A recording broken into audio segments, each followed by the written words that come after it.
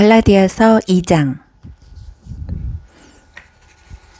첫 번째 방문이 있고 14년이 지나서 바나바와 나는 디도를 데리고 예루살렘으로 올라갔습니다. 내가 예루살렘으로 간 것은 내가 계시받은 것을 그분에게 분명히 설명하기 위해서였습니다. 그때 나는 이방인들에게 무엇을 전했는지 그들에게 정확하게 설명했고 교회에서 존경받는 지도자들에게도 따로 설명했습니다.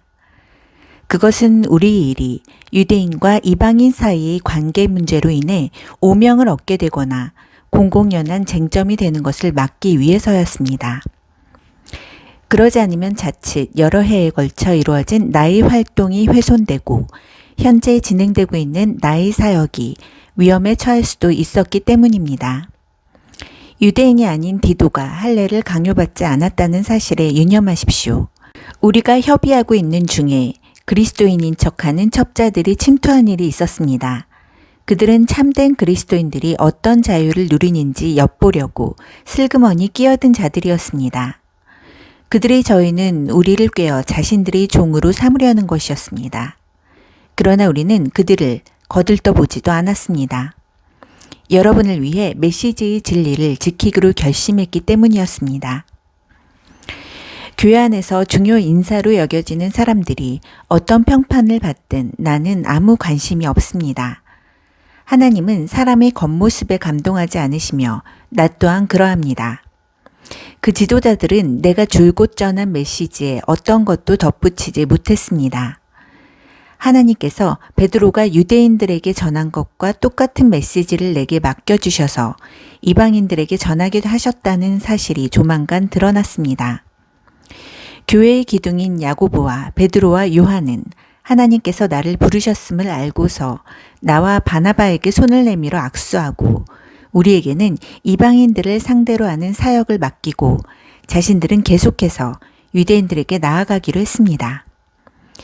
그들이 우리에게 한 가지 당부한 것은 가난한 사람들을 기억해달라는 것이었습니다. 그것은 내가 이미 열심히 하고 있던 일이었습니다. 그 후에 베드로가 안디옥에 왔을 때 나는 그와 정면으로 맞선 적이 있습니다. 그가 분명하게 잘못한 일이 있었기 때문입니다. 이야기는 이렇습니다. 베드로는 야고보가 보낸 몇몇 사람들이 오기 전만 해도 식사 때마다 이방인들과 함께 식사를 했습니다. 그러나 예루살렘에서 보수적인 사람들이 오자 그는 슬그머니 뒤로 물러나 할 수 있는 한 이방인 동료들과 거리를 두었습니다. 그는 할례라는 옛 방식을 강요해온 유대 보수파를 두려워했던 것입니다. 안타깝게도 안디옥 교회에 있던 나머지 유대인들도 그런 위선에 동조했고 바나바까지도 그런 수작에 휩쓸리고 말았습니다. 나는 그들이 메시지를 따라 한결같이 바른 길을 걷지 않는 것을 보고 그들 모두가 보는 앞에서 베드로에게 이렇게 말했습니다. 당신은 예루살렘에서 파견된 감시인들이 보지 않을 때는 유대인이면서도 이방인처럼 살더니 이제는 예루살렘에서 온 당신의 옛 동료들에게 좋은 인상을 주려고 이방인에게 유대인의 관습을 강요하는군요. 도대체 무슨 권한으로 그렇게 하는 것입니까? 우리가 유대인이기는 하지만 죄인인 이방인보다 태생적으로 우월한 것은 아니라는 것을 우리는 압니다. 우리는 율법을 지킴으로써 하나님과 올바른 관계가 되는 것이 아니라 오직 예수 그리스도를 직접 믿음으로써 하나님과 올바른 관계가 되는 것임을 잘 알고 있습니다. 어떻게 합니까? 우리가 그것을 시험해 보았기 때문입니다. 우리는 이 세상에서 가장 훌륭한 율법 체계를 가지고 있습니다.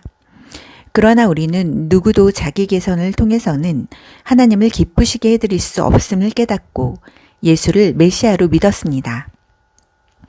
자기 힘으로 선한 사람이 되려고 애쓰기보다는 메시아를 믿음으로 하나님과 올바른 관계에 들어가게 되었습니다. 혹시 우리가 아직 완전한 사람이 아니라는 것을 눈치챘습니까? 그리 놀랄 일도 아닙니다. 나처럼 그리스도를 통해 하나님과 바른 관계를 맺으려는 사람들이 덕을 완전히 갖추지 못했다는 이유로 그리스도는 죄의 방조자임에 틀림없다고 비난하시렵니까? 그런 비난은 섣부른 것입니다. 내가 자기 힘으로 선한 사람이 되려고 한다면 그것은 전에 헐어버린 낡은 헛간을 다시 세우는 셈이 되고 사기꾼처럼 행동하는 꼴이 되고 말 것입니다. 실제로 일어난 일을 말하자면 이렇습니다. 나는 율법을 지키려고 애쓰고 하나님을 기쁘시게 해드리려고 고심했지만 뜻대로 되지 않았습니다. 그래서 나는 율법의 사람이 되기를 포기했습니다. 그것은 하나님이 사람이 되기 위해서였습니다. 그리스도의 삶이 내게 방법을 일러주었고 그렇게 살도록 해주었습니다. 나는 그리스도와 나를 완전히 동일시했습니다. 정말로 나는 그리스도와 함께 십자가에 못 박혔습니다. 이제 내 자아는 더 이상 내 중심이 아닙니다. 나는 더 이상 여러분에게 의롭게 보이거나 여러분에게서 좋은 평판을 얻고 싶은 마음이 없습니다. 나는 더 이상 하나님께 좋은 평가를 얻어야 한다는 강박관념이 없습니다. 그리스도께서 내 안에서 살고 계십니다. 여러분이 보는 내 삶은 나의 것이 아니라 나를 사랑하시고 나를 위해 자기 목숨을 내어주신 하나님의 아들을 믿는 믿음으로 살아가는 삶입니다. 나는 이 삶을 저버리지 않을 것입니다. 내가 율법을 준수하거나 사람을 기쁘게 하는 종교로 되돌아간다면 그것은 하나님과의 관계에서 인격적으로 누리는 자유를 송두리째 포기하는 일이 되지 않겠습니까? 나는 그렇게 하지 않을 것입니다. 나는 하나님의 은혜를 거부하지 않을 것입니다. 하나님과의 생생한 관계가 율법을 지킴으로 이루어지는 것이라면 그리스도는 헛되이 죽으신 것이 됩니다.